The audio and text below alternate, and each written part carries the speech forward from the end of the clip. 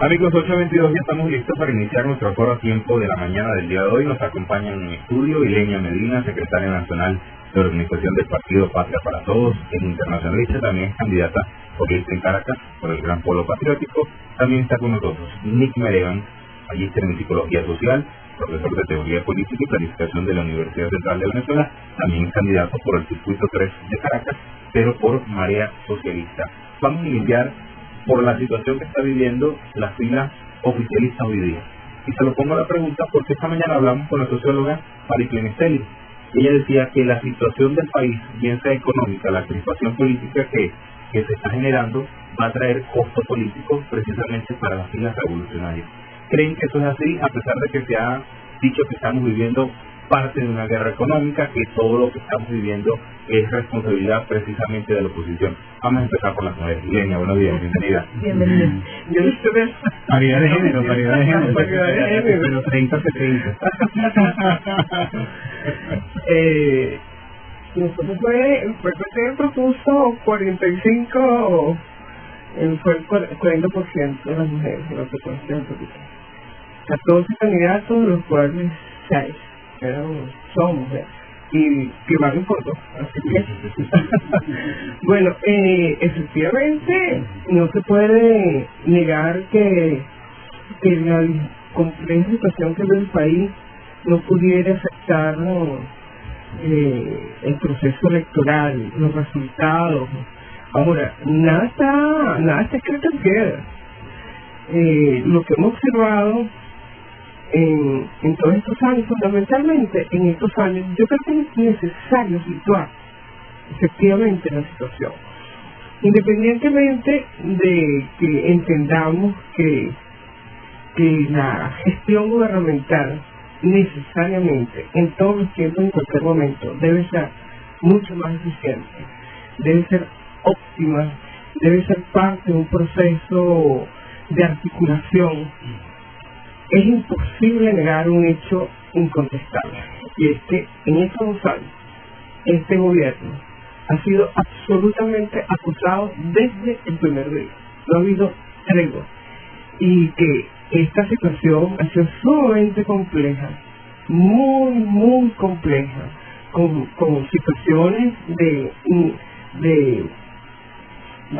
una inoculación de una posible violencia callejera orientada a una guerra civil, como fueron las mal llamadas guarimbas, que realmente fueron terrorismo del más crudo, del más violento, y que sus gérmenes todavía están por allí. La violencia que estamos viviendo es producto de situaciones que puedes identificar en cualquier país de América Latina. Sin embargo, hay factores que están allí que nosotros siempre denunciamos, no porque estamos ahorita en proceso electoral. PPT, pueden buscar en las páginas. Nosotros siempre hemos denunciado presencia paramilitar en Venezuela, que fue creciendo a partir del año 2004, y en torno al tema económico nosotros podemos decir con toda la fuerza moral que desde el primer mes del triunfo de Nicolás Maduro, el presidente Nicolás Maduro, nosotros alertamos sobre una situación inusual en relación a la dinámica que se vivía en la frontera, de un contrabando que se había multiplicado, y que efectivamente empezó a tomar mucha fuerza, cosa que nos preocupaba, y empezamos a hacer. PPT presentó una serie de planteamientos. Uno de ellos fue un Consejo de Soberanía y Seguridad Alimentaria que permitiera hacer un seguimiento, porque un plan de desestabilización era obvio. El PPT está presente en todos los estados del país de una manera modesta, por una manera muy activa, muy militante, muy consciente, y además eso aunado a una situación que impactó, la muerte de Chávez, del presidente Chávez, impactó fuertemente al país, a la militancia, y creo que al gobierno, a las instituciones. No hubo posibilidad de procesar cosas, hay fallas fuertes que nosotros hemos promovido una revisión. Por ejemplo, cuando el presidente propuso un sacudón, nosotros planteamos un sacudón en 1 semana, 2 semanas, debemos ampliar esto con el deseo de contribuir y ayudar. Ahora, es incontestable, no ha habido tiempo para que este gobierno se siente con tranquilidad a reflexionar y a tomar medidas. Todo ha sido muy sobre la marcha, porque ha habido un enemigo muy claro, muy contundente en la calle. Mira, nada está escrito. Yo creo que las elecciones primarias que hizo el PSV desde afuera, bueno, como todos sabemos, nosotros somos el PPT y no podemos tener una posición sobre las elecciones. Hubo un resultado electoral importante, 3 millones y tantos se movilizaron para votar, es voto duro sin contar el voto del Gran Pueblo Patriótico, los partidos que generalmente contribuimos con 1,5 millones o casi 2 millones, dependiendo, más o menos esa es lo que en todos estos años el Gran Pueblo ha venido aportando al triunfo del proceso revolucionario. No hay por parte de la oposición un plan que seduzca, un plan alternativo, un modelo distinto, una propuesta distinta. Muy por lo contrario, lo que ellos ofrecen es destruir, y además, si uno por comparación, por analogía, trata de entender qué es lo que ellos plantearían de llegar a la asamblea con una mayoría importante o al gobierno, pues de verdad que debe estremecer el alma de cualquier venezolano, independientemente de su posición política, porque hablamos de la dirigencia, no de los seguidores de la oposición. Ellos quieren paz, ellos quieren tener una vida normal, y eso no es lo que ofrece la oposición, la Mesa de la Unidad o fulana Mesa de la Unidad. Entonces creo que no está dicho la revolución, los factores revolucionarios. Estamos dispuestos a trabajar, estamos trabajando ya muy fuertemente. Yo creo que no hemos parado en 2 años, de una u otra manera trabajando arduamente para que la revolución permanezca como propuesta, como camino. Revisar aspectos que nosotros consideramos deben ser revisados.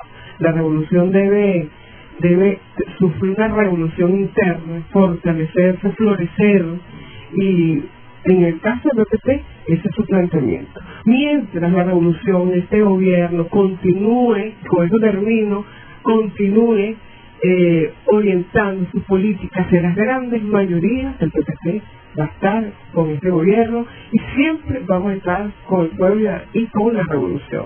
Tenemos que hacer una pausa, voy a dejar esta pregunta en el aire. Estamos en este escenario electoral en vísperas ya de los comicios del 6 de diciembre, y al margen del Gran Polo Patriótico hay corrientes revolucionarias que tienen diversas propuestas, pero que no forman parte de esa coalición de organizaciones políticas. ¿En qué andan en estos momentos corrientes como María Socialista? ¿Qué proponen? ¿Por qué quieren llegar a la Asamblea Nacional?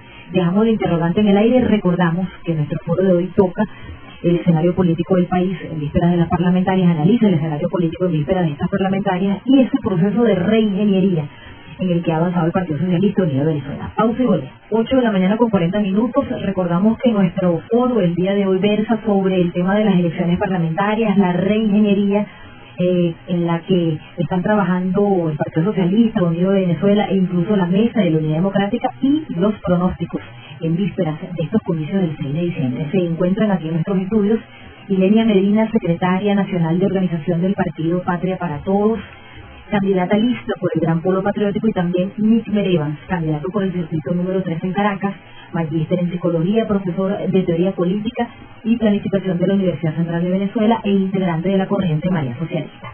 Quedaba abierto un interrogante y era la que tenía que ver con estas propuestas que tienen justamente estas organizaciones que están al margen del Gran Polo Patriótico y que también esperan llegar a la Asamblea Nacional. ¿En qué andan? Sí, resultaría un poco enlazando tu pregunta, Jorge Rodríguez, en la nota anterior, cuando dice que hay un solo candidato de la revolución y que hay 1.400 candidatos de la derecha. Recordé a Gandhi, ¿no? Gandhi tiene una frase que dice: primero te ignoran, después se ríen de ti y luego te atacan. Yo no sé en qué postura está exactamente en este momento Jorge, porque pareciera que es una postura en donde te ignora pero te ataca. Tratar de desconocer que Marea Socialista se ha convertido en una opción, en una alternativa dentro del proceso revolucionario, en el marco precisamente de una convocatoria, una rectificación de la conducción política por parte del presidente Maduro y de su equipo, y que está presente en el 50% del territorio, aún a pesar de que nos proscribieron electoralmente, a pesar de que rechazaron la posibilidad de que nosotros tuviésemos una tarjeta electoral, siendo una organización con candidatos y con propuestas, mientras que hay tarjetas que no tienen ni organización, ni propuestas, ni gente, ni votos a nivel del territorio nacional. Yo creo que lo que evidencia es que hay toda una estrategia para tratar de monopolizar el legado del presidente Chávez y monopolizar lo que es el ejercicio del proceso revolucionario. A Ilenia le preguntaban algunas cosas en la sesión pasada que a mí me encantaría complementar. Además, yo debo reconocer que el PPT es una organización que dentro del Gran Polo ha tenido posturas críticas y ha mantenido posturas críticas en ese sentido. Respetamos su posición de haberse quedado en el polo, ¿verdad? Y nosotros hemos optado por presentar alternativas electorales, aún a pesar de que no somos parte del polo. Y no somos parte del polo, entre otras cosas, porque cuando fuimos corriente del Partido Socialista Unido de Venezuela, incluso la misma gente del PPT fue la que facilitó la posibilidad de que nosotros tuviésemos voz en algún momento en el Gran Polo para solicitar nuestra incorporación en el Gran Polo. ¿Y cuál fue la respuesta que le dieron? Que no, sencillamente que no. Ahora nosotros hemos asumido de manera consciente el hecho de que no es que ya no somos corriente del Partido Socialista de Venezuela, y tampoco queremos estar en el Gran Polo. Y no queremos estar en el Gran Polo porque creemos que las convocatorias y las llamadas que nosotros hemos hecho en la necesidad de la rectificación, que no solamente hemos hecho nosotros, que incluso ha hecho el mismo PPT y que han hecho otras organizaciones, pero en el caso de nosotros ha habido una convocatoria a rectificación, y nosotros lo que hemos recibido es ataque, lo que hemos recibido es descalificación, lo que hemos recibido, a diferencia de otras organizaciones. Yo no sé si es por un problema de estilo, quizás es posible que a nuestro estilo no le guste a la cúpula del Partido Socialista Unido de Venezuela, pero en todo caso nosotros nos seguimos manteniendo, primero dentro del territorio de la propuesta de desarrollo de un proceso revolucionario, desde un territorio que plantea la discusión de una izquierda democrática para el ejercicio del desarrollo de las cosas positivas del legado del presidente Chávez, críticamente reconociendo los elementos negativos que pueda haber de este legado, pero por otra parte también nosotros convocamos a la necesidad de una democracia participativa y protagónica que no solamente sea un eslogan, sino que también sea una práctica concreta dentro del proceso revolucionario. Creemos que todo el proceso que se ha generado para una propuesta legislativa desde el punto de vista electoral no corresponde a esa práctica de una democracia participativa y protagónica, por los matices que se desarrollen no solamente dentro del Partido Socialista Unido de Venezuela, sino dentro de las diversas organizaciones que componen el proceso revolucionario. Pero además de eso, creemos profundamente en la necesidad de formular propuestas. Entonces aquí voy a responder un poco tu pregunta, Socire, ¿por qué Marea Socialista cree que puede generar una alternativa por fuera del Gran Polo Patriótico y por fuera del Partido Socialista Unido de Venezuela? Bueno, porque nosotros no tenemos ningún tipo de complejo en señalar que dentro de estos 2 últimos años el gran costo político que se va a pagar en estas elecciones por parte de la conducción del Partido Socialista Unido de Venezuela ha sido la ausencia de rectificación y el desconocimiento de la crítica dentro del proceso revolucionario. Hoy hay una inacción absoluta en relación con lo que son las necesidades de acciones para la rectificación del proceso en un marco de una crisis que estamos viviendo absolutamente todos. Pareciera que menos la cúpula, que no pareciera no vivir la crisis porque no habla nunca de ella, no la señala con pelos y señales y no se identifica con ella. el no identificarse con la gente que está haciendo cola porque la estamos haciendo, no solamente porque esta frase de que vamos a patear el cerro, vamos a patear la calle, cuando nosotros somos parte precisamente de esa realidad. Se practica un poco también en relación con la crisis. Bueno, no, eso es algo que está ahí, pero pareciera que la cúpula no vive el problema, la burocracia no vive el problema, o parte de la burocracia, no vive el grave problema que es el desabastecimiento, el problema de la inseguridad, el problema porque lo convierte en un elemento ajeno a su discurso. Pareciera que neutralizarlo, que eliminarlo de su discurso hace que simplemente esos temas no se toquen y por lo tanto no se conviertan en un tema electoral. Y lo peor es que desde una perspectiva de izquierda trata de eliminarse esos elementos y se le permite a la derecha venezolana ser quienes se apropien de la discusión de un problema que es de todos los venezolanos. Y el problema de todos los venezolanos es la necesidad de superar un problema de corrupción. Por eso nosotros proponemos y tenemos una agenda parlamentaria autónoma, independiente, que no está atada a los intereses ni de la banca ni de los empresarios, como puede ser lo que representa la agenda parlamentaria de la derecha venezolana, ni tampoco está defendiendo la burocracia corrupta, que pareciera ser parte de la agenda de un sector de la cúpula del gobierno que no es capaz de generar una discusión seria sobre la corrupción en este país. Aquí en nuestro país se ataca a la población y se le señala como bachaquera, ¿no? Aún a pesar de que hay evidentemente acciones criminales en algunos de los casos, pero a casi todo lo que hacemos con se nos dice bachaqueros en este país hoy en día. O todos los que vivimos en un barrio, entonces somos delincuentes y se nos tira la OLP, ¿no? O sea, hay unas generalizaciones terribles desde el punto de vista conceptual que no responden a una visión de izquierda, pero que tampoco atienden el problema real y de fondo. El problema real y de fondo en Venezuela es un problema de corrupción, es un problema de rentismo petrolero profundizado y es un problema de desvaloración del trabajo productivo. Entonces, ante eso nosotros tenemos una agenda, y la agenda parlamentaria de nosotros es la necesidad de el desarrollo de una auditoría pública ciudadana, la necesidad de que vayamos a fondo con la asignación de responsabilidades. El gobierno es quien asigna las divisas y se las da a la banca, y la banca a su vez permite que este capital se fugue a través de empresas de maletín o de grandes transnacionales. Vamos a ponerle nombre y apellido a eso, pero los únicos que tienen la posibilidad real y la facultad de poder hacer investigaciones y generar responsabilidades no es el pueblo, tomando la ley por su mano solamente, sino con el pueblo, las instituciones del Estado generando acciones concretas en función de transformarlo. Bueno, y para ello creemos que desde la Asamblea Nacional se pueden desarrollar elementos legislativos y de contraloría, como es el rol fundamental de la Asamblea Nacional para cumplir con esa auditoría.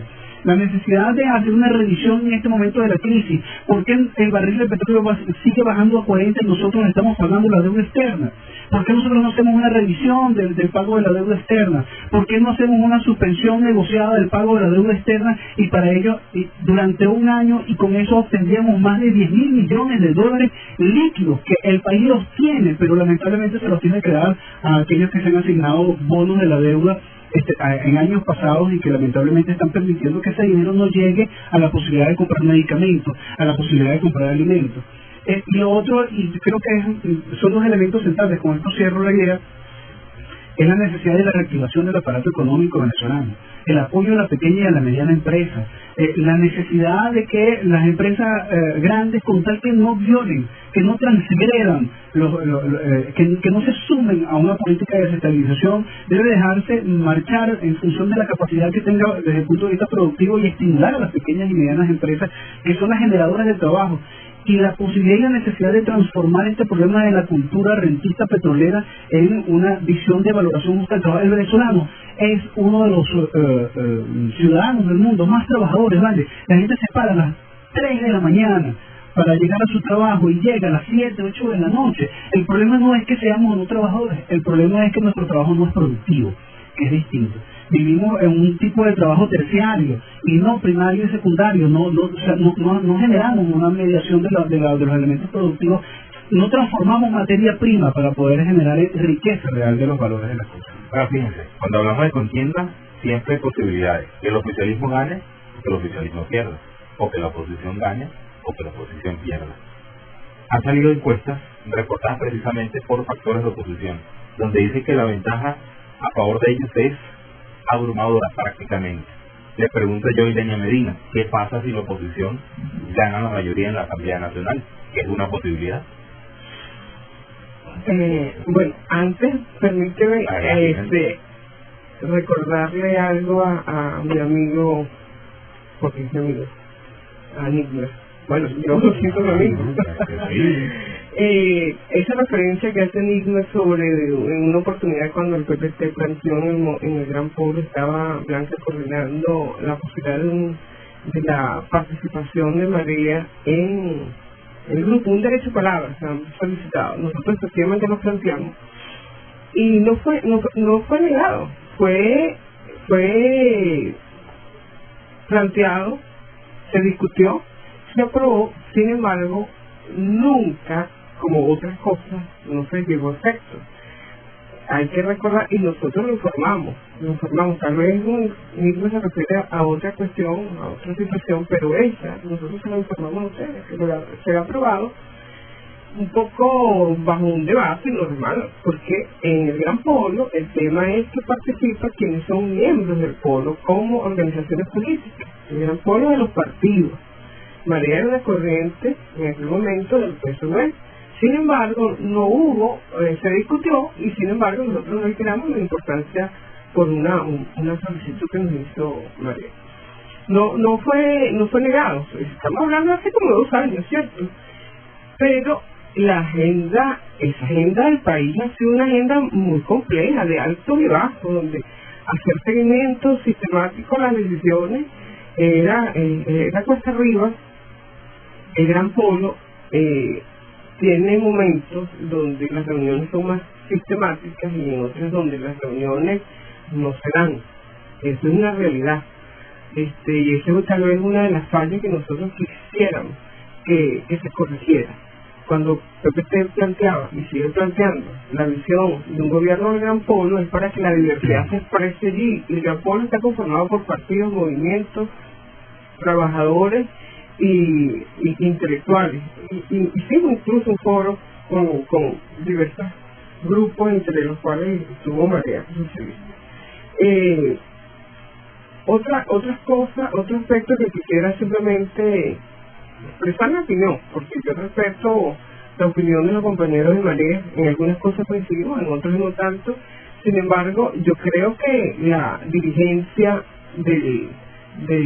o el gobierno está actuando sobre los temas, sobre todos los temas, sobre la agenda del país, en el ámbito económico y en el ámbito de la seguridad. Es una realidad. Ahora, que sea tan efectivo como quisiéramos, es un tema a discutir y que es necesario discutir, evidentemente. Eso es fundamental, no tiene cuestión, porque la idea es optimizar. Y lo que reclama Nismer, el desconocimiento de que hay otros factores, es parte de la política. El PPT en el 2010 fue solo, y los 2 bloques ni pendientes, es parte de una opción que uno se la juega con sus propios recursos, y el caso del PPT en el 2010 era sumamente limitado, y por supuesto es parte de esa política, es una opción y uno se la juega por esa opción. En este caso María tomó su opción, que debe ser respetada. Evidentemente a nosotros nos gustaría que estuviera con nosotros dentro de la alianza. Quiero decir, no estoy dando juicio de valor sobre su postura revolucionaria en absoluto, porque uno los conoce, de lo que uno puede dar fe. Ahora, sí me gustaría que estuviera en la alianza, así lo decimos abiertamente, pero una postura personal nuestra, no es algo que se ha discutido dentro del PPT, ni mucho menos, una postura personal. Nosotros decimos lo mismo del PPT. Ojalá el ritmo. Bueno, eso es parte de los afectos. Eso es parte de los afectos. Ahora, para evidentemente, como no hay grandes diferencias ideológicas, tenemos tal vez en formas, en cosas, en oportunidades. Lo hemos dicho porque hemos conversado en otras ocasiones, cuando hubo oportunidad de conversar, y nos buscamos conscientemente, mostramos dónde teníamos diferencias en relación, más en la forma tal vez, y cómo hacer las cosas, porque el objetivo común es es que este tiempo histórico revolucionario no puede perderse, con toda su falencia, con toda su debilidad, es el camino. Y nosotros, por la experiencia vivida, por la experiencia personal de cada uno de los que nos corresponde en este momento llevar adelante el plan del PPT, el proyecto PPT como organización, entendemos que tenemos que estar adentro y debatir, porque son momentos muy difíciles. Ahora, lo que de ninguna manera dudamos que es necesario mejorar la efectividad del proyecto, este proyecto revolucionario. Imposible pensar que sea perfecto, ni mucho menos, muy por el contrario, pero es la opción, para nosotros es la opción. Tú me preguntabas, Saúl, ¿de qué pasa si la oposición llega a ganar la mayoría? Mira, es una opción planteada. Es un escenario, es una opción, un escenario. Ahora, es un escenario hipotético porque si uno ve, primero, que la gente de Stonks, muy por el contrario, el pueblo venezolano, independientemente de donde esté situado, le funciona la cabeza perfectamente la lógica, es la lógica de la vida, del buen, la genética venezolana. Es un pueblo bien claro, bien sano, bien articulado, que sabe cuándo debe actuar y por qué. No estoy hablando de los pequeños grupos oligárquicos. Ahora, en estos años que han pasado, uno trata de escribir la historia de la oposición. Eso no es imposible hacer una historia, es un prontuario. Es una lista enorme de acciones fuera del marco legal, pero no solamente del marco legal y constitucional, de lo humano, de la visión humana. ¿Cómo puedes tú atacar las instalaciones de PDVSA, que es tu institución, la que provee los grandes recursos, y atacarlo como lo hicieron, la colapsaron? ¿Cómo es posible que lo de las huelgas sin sentido, sin ton ni son, simplemente por generar un problema grave en el tema productivo del país, que ya de por sí es un problema de la renta? Compartimos plenamente el enfoque sobre la necesidad de romper con esa cultura de la renta, las acciones de calle. Nosotros, de verdad, lo hemos dicho, nosotros en todos estos años, no hace 2 años, en todos estos años entendemos que el paramilitarismo ha sido sembrado, y parte de esa está su herencia o su autoría, parte de ella está en esa herencia, de verdad, no quiero utilizar un calificativo fuerte, pero es difícil no decir una derecha irresponsable, enferma por lograr nuevamente volver a sus privilegios. Porque si tuviera inclusive un proyecto neoliberal, tú dices, bueno, esa es su visión, tienen su derecho como grupo, pero evidentemente no pueden ir contra el país. Esto es lo que han hecho, una larga historia de acciones contra el país. Entonces, sobre ellos, sobre esa mesa de unidad, sobre ese grupo, que habrán algunos que dicen, bueno, ahora me culpo, de verdad, nosotros juramos que vamos simplemente a trabajar con el país, buscar la competencia. De verdad, no lo creo. Ojalá sea así, ojalá, de verdad. En muchísimas ocasiones nosotros decíamos en nuestras declaraciones, es una gran oportunidad para que la oposición democrática, si existiera, se exprese. ¿En qué momento, en cuándo esa derecha se ha deslindado de las acciones más perversas que han ocurrido en el país? Nunca, jamás. Entonces, y no solamente eso, sino que además tiene todas las acciones de calle, todo lo que ofreció este señor, Soto Realba, para movilizar a la mesa de unidad, consolidar a sus seguidores. Eso no ha sucedido. Y no sé de qué manera se van a expresar. Dificulto que ese escenario ahora, una cosa es esto y otra no reconocer que efectivamente hay malestar y el Gran Polo reconoce, por supuesto, que hay malestar. Ahora, siempre hemos dicho también, el ejercicio gubernamental no lo hace únicamente el gobierno, sino los ciudadanos, los actores políticos. Creo que la presencia de los partidos de la revolución contribuyendo a hacer posible con sus propuestas, con sus mecanismos de seguimiento, contribuiría muchísimo. Y lo mantenemos. Por eso cuando hablamos de un gobierno de Gran Polo tenía que ver con la presencia de los factores revolucionarios en las propuestas y el diseño, el seguimiento de esas políticas, sin ser necesariamente oficialista, que a mí ese término no me gusta, oficialismo. Nosotros no estamos en el gobierno, el PPT, ahora somos parte de ese proceso y asumimos sus errores y sus virtudes. Tendríamos que sumar más sus virtudes que sus errores, pero lo debemos asumir porque somos coautores de este proceso. Llegamos al final. Agradecemos que hayan estado aquí en nuestros estudios, que hayan compartido con nosotros sus visiones sobre el escenario político del país. Habrá chance para un segundo foro. 30 segundos. Solo 30 segundos, mira, lo primero. En relación con lo que dice Elena, ¿no? Yo creo que el hecho concreto es que fue negada la participación, la posibilidad en el hecho, en la acción, ¿no? De manera socialista en el gran polo en el momento en que se planteó eso. En relación con las encuestas, yo creo que hay un factor bien importante que se está evidenciando hoy, que es el hecho de que la oposición tiene un techo, de que el apoyo al presidente Maduro cada vez disminuye más, y que el chavismo está migrando hacia un sector que está buscando drenar la posibilidad de no encontrar respuesta, pero tampoco pasarse a la oposición. Yo creo que ahí es en donde Mayoría Socialista se encuentra con un nicho importante de posicionamiento. Lo otro, la oposición, si llegara a ganar la oposición, aquí se genera ingobernabilidad, pero si se mantiene el gobierno tal como está, hay desgobierno. Entonces, por eso hay que plantear otras opciones y otras alternativas. Y cierro con esto. Nosotros partimos del hecho de que ni MUD ni PSUV, en verdad, en este momento, a estas alturas, ni MUD ni PSUV.